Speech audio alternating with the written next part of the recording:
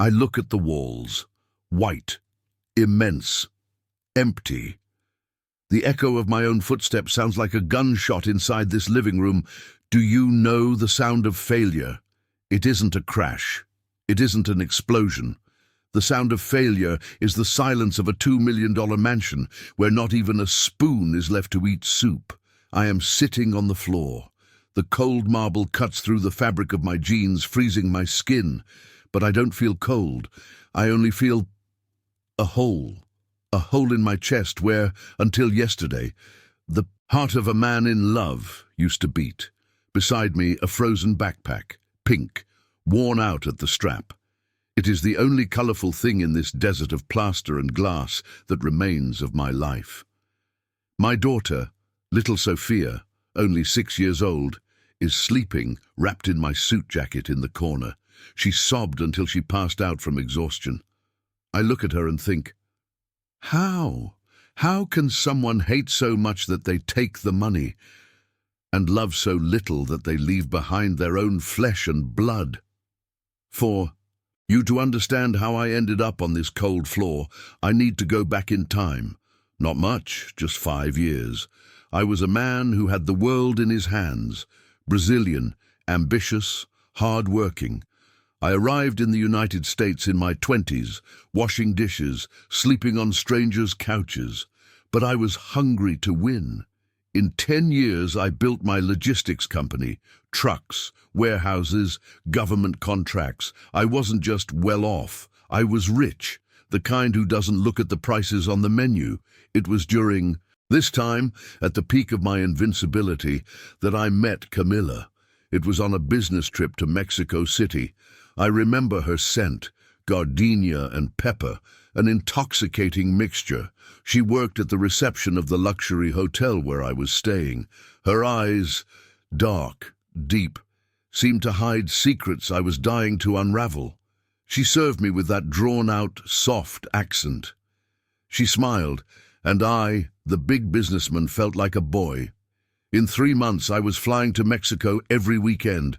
She told me sad stories, said her family was starving in Guadalajara, that her father was sick, that she dreamed of a better life, far from the cartel violence, far from the misery. I felt like the hero, the savior. "Come with me," I said. "Come to the United States. I'll give you the world." And I did. We married 6 months later, a cinematic ceremony in Cancun. I spent $80,000 on flowers alone. My friends warned me, "Roberto, slow down. Get an ironclad prenup." "Roberto, she barely knows you. She looks at your wallet, not your eyes." I laughed in their faces. I called them jealous. I was blind, blinded by passion, blinded by the vanity of having a trophy wife by my side. I brought Camilla to America. I legalized her status, got her the green card, gave her an imported car the first week, gave her credit cards with no limit. In the beginning, it was paradise. She was affectionate, hot, intense. When she got pregnant with Sophia, I thought my life was complete. But as soon as Sophia was born, the mask began to fall, not all at once. It was slow, like paint peeling off a wall. First it was the disinterest in the baby. "The girl cries too much, Roberto. Hire a nanny. I need to sleep. I need to take care of my skin." I hired one, 2, 3 nannies. Camilla barely held her own daughter. Then came the spending, not normal spending. It was compulsion. Jewelry, trips to Europe with friends I never met, massive transfers to her family in Mexico. "My father needs surgery," she would say. "And there went $10,000. My brother was kidnapped," she cried. "And there went 50,000. I paid. I always paid. Because I wanted to maintain the fantasy that we were happy. But the market changed. The economy shook. My company lost 2 gigantic contracts. I came home one rainy Tuesday, tired, tie loose, and said to her, 'Camilla, we need to tighten our belts. Cash flow is tight. We're going to have to sell the beach house and cut down on the cards for a few months.' I will never forget her look. It wasn't a look of concern. It wasn't a look of partnership, it was a look of disgust. "Are you telling me you're going to be poor, Roberto?" she asked, filing her nails on the Italian leather sofa. "Not poor, darling, just cautious. It's a phase." She stood up. The smell of gardenia now seemed sickening to me. "I didn't crawl out of the mud in Mexico to count coins in the United States. Fix it." That night, she locked the bedroom door. It was the first time I slept on the couch. From then on, the Cold War began. I worked 16 hours a day to recover the company. She spent 16 hours a day on the phone, speaking Spanish, low, in the corners of the house. Whenever I got close, she hung up. I should have been suspicious. I should have hired a detective, but I was too busy trying not to go bankrupt until the day came. The day that defined the rest of my life. It was Sophia's 5th birthday. I had promised to be home early for the cake. I left the office at 4 in the afternoon, bought a giant doll she wanted.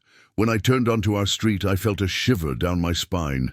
You know that animal intuition, that sixth sense, screaming danger?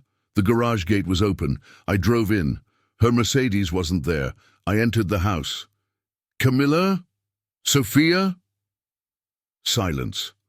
I ran up the stairs. Sophia's room was untouched, the antique doll on the bed. But our room looked like it had been looted. Her closet was empty. The jewelry, the watches, the designer bags, everything was gone. I ran to the safe behind the painting. Open, empty. My mind was spinning.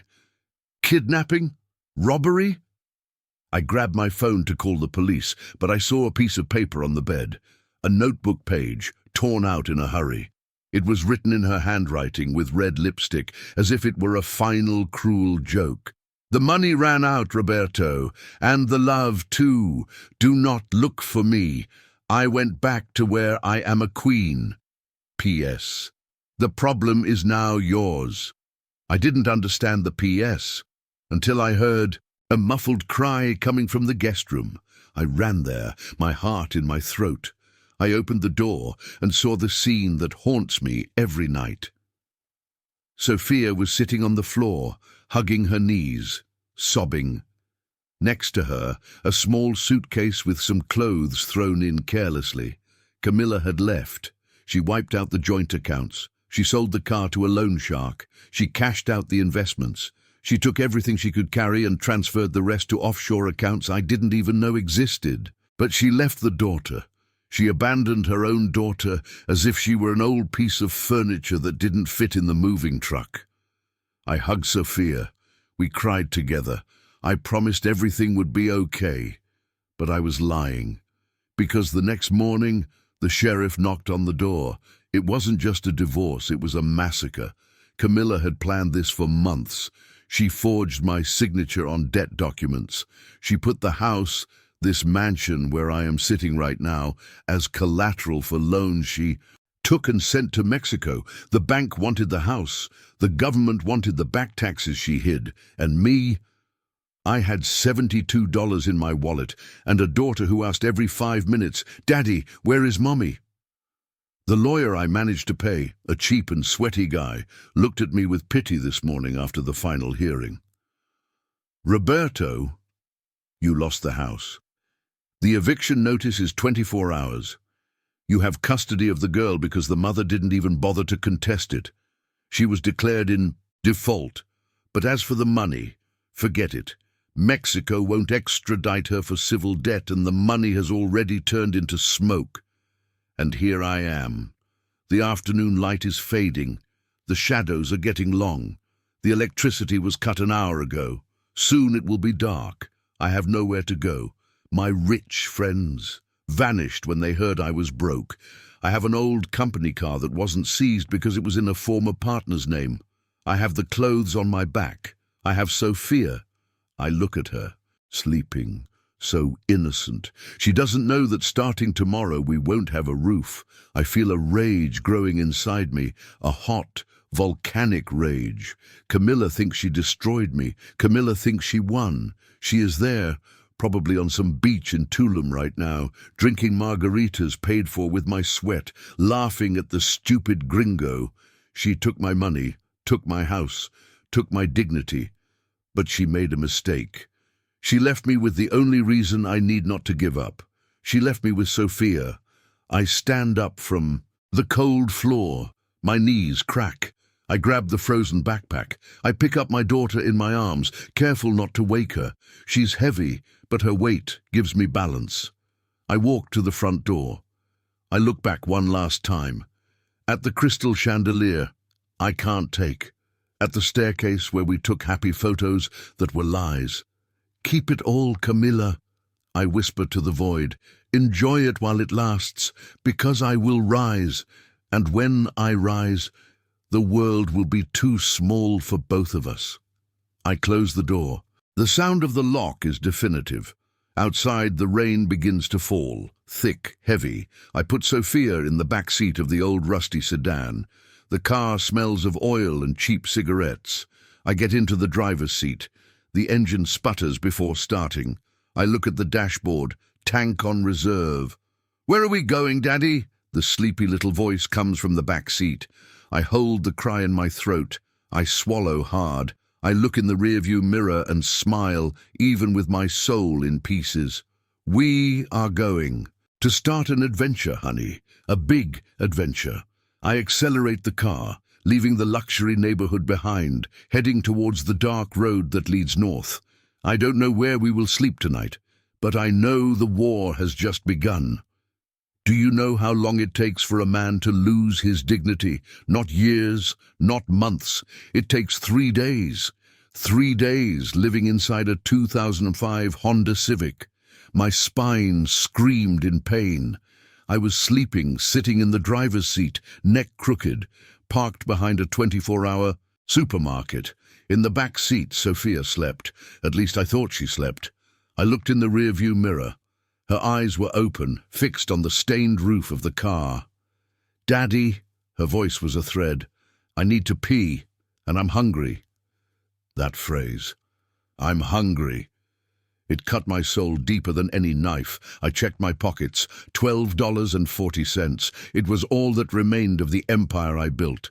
The gas was running low. The food was gone. "Let's go, honey," I said, trying to sound cheerful. "Let's go into the market. Let's use the adventurer's bathroom." We entered Walmart. The fluorescent light was aggressive, hurting my tired eyes. I saw my reflection in the glass door. Unshaven beard, deep dark circles. The dress shirt, once impeccable, was now crumpled and had a coffee stain. I looked like a madman. People moved away from us. I saw a lady pull her purse closer when I passed. I, Roberto, who used to be welcomed with a red carpet at the best restaurants in the city, was now seen as a threat. We bought a pack of cheap sliced bread and a bottle of water. We sat on the curb of the parking lot to eat. Dry bread. No butter. Nothing. Sophia ate slowly. "Is Mummy coming back soon?" she asked, mouth full. "She doesn't like plain bread. She says it's bird food." I tasted bile in my mouth. "Mommy isn't coming back, Sophia." I had to be tough. I couldn't feed fantasies. "It's just you and me now. Team Daddy." She lowered her eyes. A tear fell onto the bread. She ate it anyway. In that moment I swore. I swore that my daughter would never eat dry bread in a parking lot again. But promises don't fill bellies. I needed money. Fast. I left Sophia in the car with the old tablet that still had battery, watching downloaded cartoons, and went to fight. I tried calling former competitors. "Hello, Marcos. It's Roberto." "Yeah. So I'm going through a restructuring. Do you have any consulting work for me?" The phone hung up in my face. 3 times. Nobody wants to associate with failure. The smell of defeat scares people away. I went to an employment agency. The recruiter, a 20-year-old girl, looked at my resume. "Sir, you were CEO of a logistics company that made millions?" she asked, incredulous. "Yes." "And you are applying for stock clerk?" "I need to work. Anything." She laughed, a nervous laugh. "Sir, You are overqualified. No one will hire you. They'll think you'll ask for a raise in a week or steal from the company. Sorry. Overqualified. The irony was brutal. I was too good to clean floors, but too poor to eat. I went back to the car. Sophia was crying. The tablet had died. The heat inside the vehicle was unbearable. "Daddy, it's too hot. I want to go home. I want my pool." I lost my patience. The stress exploded. "There is no more pool, Sophia. It's over," I shouted, hitting the steering wheel. She shrank back, terrified. The silence that followed was the worst moment of my life. I hugged my daughter, crying with her. I begged for forgiveness. 1,000 times. "Daddy will fix it. Daddy promises." I knew what I had to do, something my pride had stopped me from doing until now. I drove to the outskirts of the city, to the parking lot of a large hardware store, the famous Labourer's Corner. It was 6 in the morning on the 4th day. There were dozens of men there, mostly Latinos, immigrants, people I used to see from the window of my air-conditioned office. I parked the car in a corner where I could see Sophia sleeping in the back seat. I got out, took off my jacket, rolled up the sleeves of my dirty dress shirt. I stood in line. The other men looked at me sideways. I didn't look like one of them. I had hands that typed on keyboards, not hands that held a shovel. A huge pickup truck stopped. A fat American with a cigar in his mouth shouted, "I need 3 strong men to haul rubble. Cash payment at the end of the day, $100. Who's going?" Everyone raised their hand. Me too. The man pointed to 2 big guys, and then looked at me. "Hey you, the executive, can you handle the grind?" "I'll carry whatever you want," I replied, looking him in the eye. "Just let me work," he laughed. "Hop in, boss. Let's see what you're made of." I spent the next 10 hours in hell. It was demolition. We had to break concrete walls with sledgehammers and carry the rubble to a dumpster. The sun was scorching. My hands, unaccustomed, developed blisters in the first hour. By the 3rd hour, the blisters burst and blood mixed with cement dust. My muscles trembled. I felt like I was going to faint. With every swing of the sledgehammer, I saw Camilla's face. "Smash! This is for the house you stole. Smash! This is for Sophia's college fund. Smash! This is for leaving me on the street." Anger was my fuel. Anger and the image of Sophia in the car. At noon, we stopped for lunch. The other workers opened their lunch boxes. Rice, beans, chicken. The smell was divine. I had no food. I sat in a corner drinking water from the Jose. One of the men, a Mexican named Miguel, approached. He saw my bleeding hands. He saw my hungry look. Without saying a word, he broke his sandwich in half and handed it to me. "Eat, hermano. You need strength." I hesitated. My pride screamed, "You don't need charity!" But hunger screamed louder. I took the sandwich. "Thank you," I whispered. "Your wife?" he asked. "Took everything. Went back to Mexico." Miguel shook his head and spat on the ground. "Las diablas son así. Devils are like that? But do you have children?" "A girl. She's in the car." He put his hand on my shoulder, a heavy, calloused hand. "Then you cannot die today. Eat." That half sandwich was the best meal of my life. It was the taste of humility, the taste of solidarity I never found at my gala dinners. At the end of the day, the American paid me $100, a green, crumpled bill. I held that bill as if it were an Olympic trophy. I had made $100,000 in a day on the stock market before, but those $100, those were worth more, because those were made of sweat and blood. I went back to the car, dragging my legs. I was filthy. I smelled of old sweat and dust. Sophia woke up when I got in. "Daddy, you're dirty," she made a face. "It's work dirt, honey. It's good dirt." I started the car. We went to a cheap motel by the roadside. Cost $45 a night. The room smelled of cigarettes and the carpet was sticky. There was a suspicious stain on the bedspread, but it had a hot shower, and it had a bed. I bathed Sophia, washed her hair with the cheap motel soap. Then I showered. The brown water swirled down the drain, taking the construction dust with it. I ordered a pizza, a large pepperoni pizza. We sat on the bed with the pizza box between us, watching cartoons on the old tube TV. Sophia smiled. It was the first smile in 4 days. "Is this a slumber party, Daddy?" "Yes, it is, my love. It's our party." She fell asleep quickly, belly full, safe. I stayed awake, staring at the mouldy ceiling. My body hurt so much I could barely move, but my mind was clear. I looked at my destroyed hands. I had fallen. I had hit rock bottom. I was working as a laborer, living in a flea-ridden motel, betrayed by the woman I loved. But I was alive, and my daughter was fed. I grabbed my phone, connected to the slow motel Wi-Fi. I went on Instagram.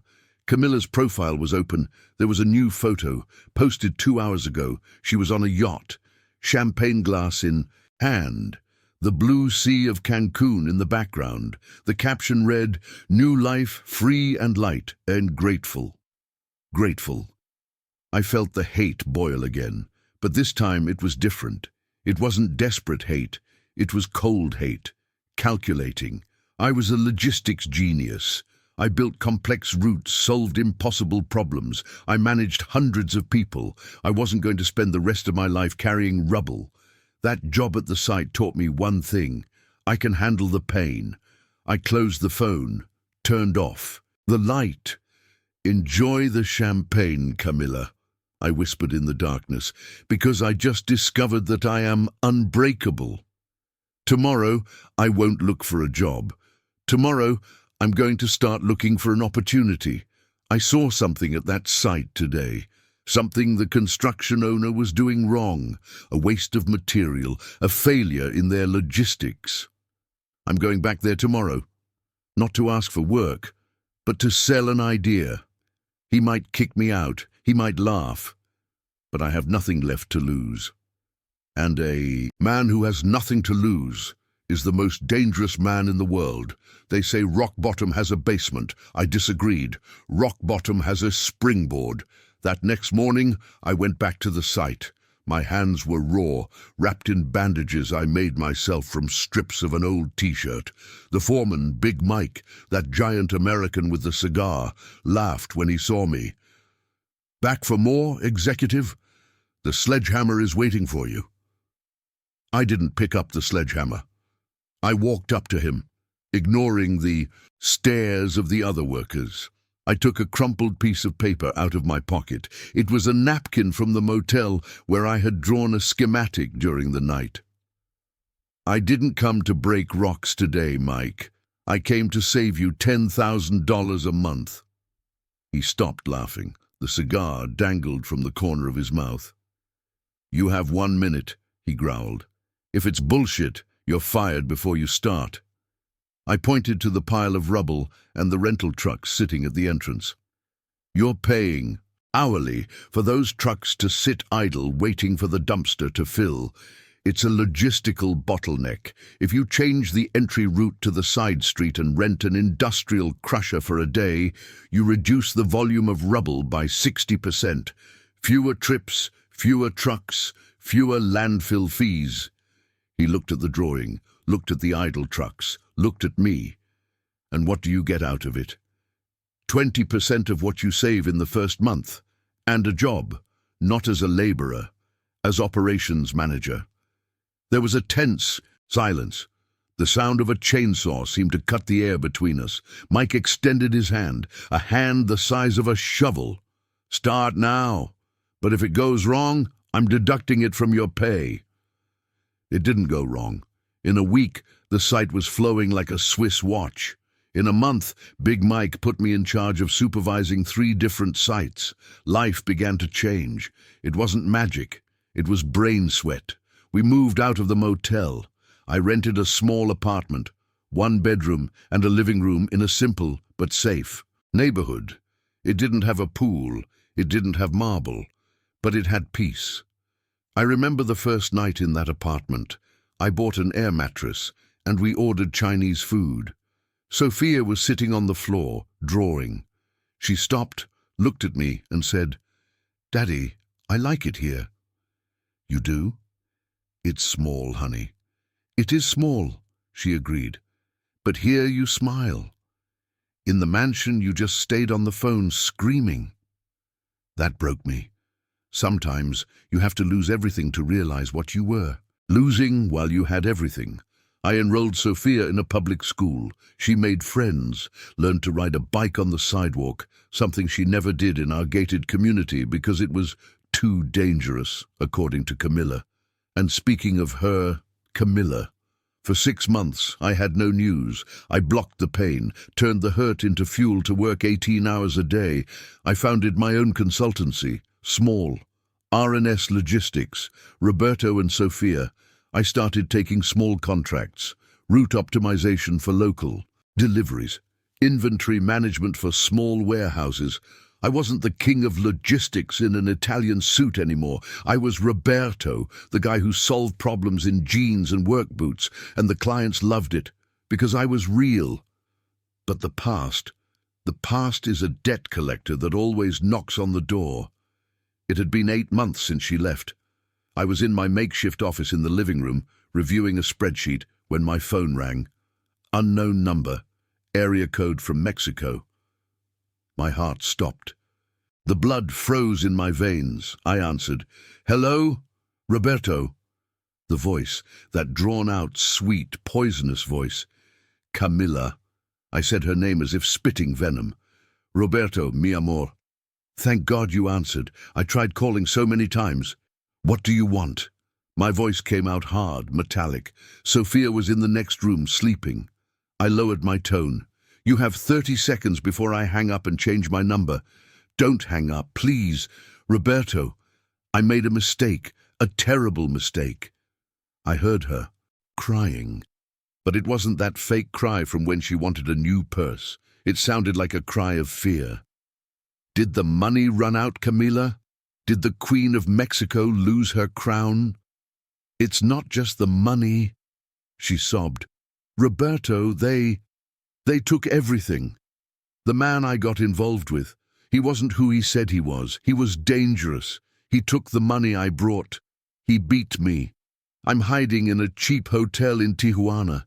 I'm scared." I closed my eyes. The image of her, arrogant, writing that note with red lipstick came to my mind. "The problem is now yours." "And what do I have to do with that?" I asked. "I am your wife. I am the mother of your daughter. Help me come back, Roberto. Send me a ticket. I promise I'll be the woman you deserve. I miss Sophia. Tell her mommy is coming back." I looked at my daughter's bedroom door. I remembered her crying on the floor of the empty room. I remembered the dry bread in the parking lot. I remembered the blisters on my hands. A cold calm took over me. "You want to talk to Sophia?" Yes, put her on the phone." "She's sleeping. She sleeps peacefully now, Camilla, because she knows I will never abandon her. Unlike you." "Roberto, please, listen carefully to what I'm going to tell you." I stood up from the chair. "You are not my wife anymore.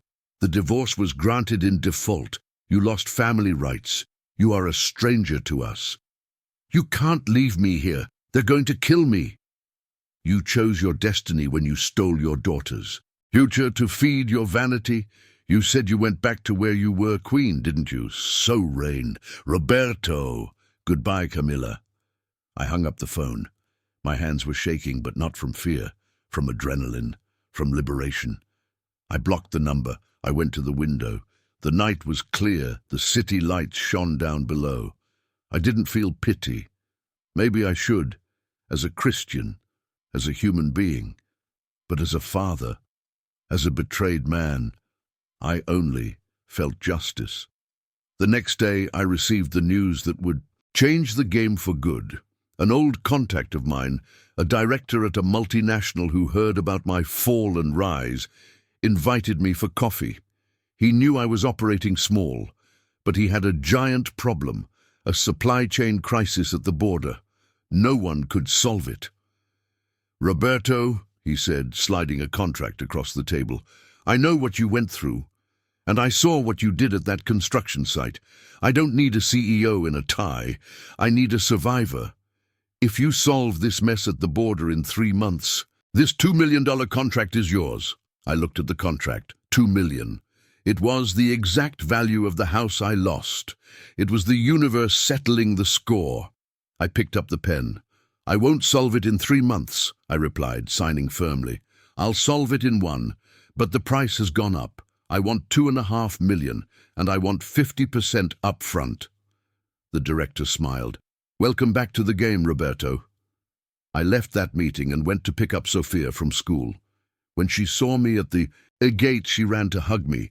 Her uniform was stained with paint. She was radiant. "Daddy, I got an A in math." I picked her up. Her weight wasn't a burden anymore. It was my anchor. "You know what we're going to do to celebrate, honey? Pizza? Better.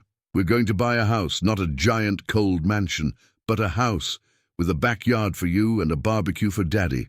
What do you think?" Her eyes shone. "And Mommy? Is she coming?" I took a deep breath. It was time for the final truth. I couldn't protect Sophia with soft lies anymore. She needed to know that our happiness didn't depend on who left, but on who stayed. "No, honey. Mommy isn't coming. Mommy chose another path, but we are on the right path." I put her in the car. Not the old Honda Civic anymore, which I had already swapped for a decent pickup truck. As I drove, I felt the storm had passed, but I was wrong, because when you think the past is dead, it comes back to haunt you one last time. We arrived at our building. There was a black car parked in front with tinted windows. 2 men in suits got out when I parked. They didn't look like businessmen. They looked like feds. "Mr. Roberto Siqueira?" "Yes?" I put Sophia behind me instinctively. "We need you to come with us. It's about your ex-wife, Camila. She was detained at the border trying to enter with fake documents, and she told the police she was coming to recover her daughter kidnapped by the father." The world spun. She wasn't going to give up. She was going to use the last card in the deck, the lie. She wanted to destroy the only thing I had rebuilt, my peace. I looked at the agents. I looked at the scared Sophia. "All right," I said, with the calm voice of someone who has been through hell and came back. "Let's settle this, now."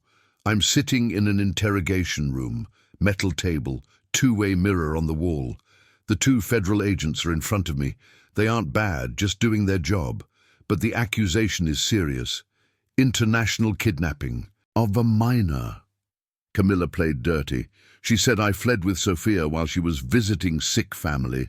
I remained calm, the calm of someone who has lost everything and survived. "Mr. Siqueira," says Agent Miller, "your ex-wife claims you coerced her, kicked her out of the house with nothing, and fled with the child. She is requesting immediate custody and your deportation." I take a deep breath. I look at the clock on the wall. "Can I call my lawyer?" I ask. I don't call that jailhouse lawyer who handled my divorce. Now I have the $2 million contract. Now I have Dr. Steinberg, the most expensive shark in the city. Steinberg arrives in 20 minutes. Impeccable suit, leather briefcase. He walks into the room as if he owns the building. He places a stack of documents on the table. "Gentlemen," Steinberg begins with a smooth voice, "here is the final divorce decree, finalized 8 months ago. Ms. Camila was served by public notice and did not appear. Here is the proof that she withdrew all the money from the joint accounts 2 days before leaving." He slides another paper, and here is the definitive proof. It is the note. That damn note written with red lipstick. I kept it in a Ziploc bag, as if I knew one day I would need it. Agent Miller takes the plastic bag, reads aloud, "The money ran out, Roberto. Do not look for me. I went back to where I am a queen. P.S. The problem is now yours. The agents look at each other. The tension in the room dissolves. Furthermore, continues Steinberg, we have records of her entry into the United States with a fake passport yesterday. She didn't come as a worried mother, gentlemen. She came as a fugitive. Apparently, she owes a lot of money to dangerous people in Mexico and thought her rich ex-husband would be her new refuge. Agent Miller sighs and closes the folder. Mr. Sequeira, we apologize for the inconvenience. You are free. Custody is unquestionable. As for Ms. Camilla, she will remain in federal custody awaiting deportation or prosecution for fraud. I stand up, smooth my jacket. Can I see her? I ask. Steinberg tries to stop me. Roberto, you don't need to do this. I do, Doctor. I need to close this book. They take me to a visitor's room with bulletproof glass. I sit. On the other side, the door opens. Camilla enters. The shock is visceral. The woman who enters isn't the unreachable goddess of Cancun. She isn't the socialite who paraded with Louis Vuitton bags. She is thin. Her hair, once shiny, is dull and disheveled. Her face bears marks of exhaustion, fear, and age. Evil ages people fast. She picks up the intercom phone. Her hands tremble. Her nails, always perfect, are bitten down. I pick up my phone. Roberto. Her voice is weak. Roberto, get me out of here. They are going to send me back. If I go back, they will kill me. That man, he wants my blood. I look at her. I look for the love I felt. I look for the anger that motivated me to break rocks. I find neither. I only find an immense void. Pity. Why did you come back, Camilla? I ask. For my daughter. I came for Sophia. Don't lie. My voice is serene. You never cared about Sophia. You came because the cartel money ran out and you remembered I'm good at making money. You came because you needed a new host. She starts to cry, bangs her hand on the glass. I am her mother. She needs me. She needed you when she had a fever and you were at the mall. She needed you when she cried herself to sleep on the floor of an empty house. Now she doesn't need you. She has a father. Camilla wipes her tears. The mask falls one last time. The look of hate returns. You think you won, Roberto. You are trash, a box carrier. I am Camilla. I deserve luxury. I smile, a sad smile. I am a box carrier, yes, with great pride. It was carrying boxes that I built the empire that will give my daughter a future. And you? What did you build, Camilla, besides debts and lies? I stand up. Roberto, don't go, she screams. For the love of God, I'll do anything. Goodbye, Camilla. I hope you find the peace you could never give me. I put the phone on the hook. I turn my back. She screams behind the glass, but I don't hear it anymore. Her sound has been silenced by my indifference. I leave the police station. The night air is fresh, clean. I feel like I took a 100-kilo backpack off my back. I take the car and drive home, not to the small apartment. We moved last week. The new house isn't a mansion. It's a single-story house in a tree-lined neighborhood with neighbors who say, "Good morning." There is a tire swing on the oak tree in the yard. I enter the house. The smell of carrot cake invades my nostrils. I hired a lady, Donna Maria, to help me with the house. She treats Sophia like a granddaughter. Sophia is in the living room, drawing on the floor, exactly as she did on our worst day. But now the carpet is soft. Daddy! She runs and jumps into my lap. I hug her tight. I smell the strawberry shampoo in her hair. Everything okay at work, Dad? She asks. Everything's great, honey. I solved the last problem remaining. And Mommy? She asks quietly. She heard the agents talking earlier. She is smart. I kneel down to be at her eye level. Brown eyes, just like mine. Mommy had to go on a long trip, my love, to sort out her things. She isn't coming back. Sophia looks at me for a long time. She understands more than I would like. She puts her little hands on my face. It's okay, Daddy. We'll manage. We are Team Roberto, remember? I smile, eyes watering. Yes, Team Roberto and Sophia. Life is funny. A year ago I cried because I lost an imported car and a magazine house. I thought my life was over because my bank account hit zero. Today I have less money than I had at my peak, but I am richer than I have ever been. I learned that luxury isn't having gold faucets. Luxury is having peace of mind to sleep at night. Luxury is knowing your daughter admires you, not for what you buy, but for who you are. Luxury is eating dry bread with dignity instead of caviar with humiliation. Camilla took the furniture, took the jewelry, took the money, but she left the space free for me to fill with something she will never have: true love. I look through the window. The moon shines over our house. I won, not because I recovered my millions. I won because I didn't become like her.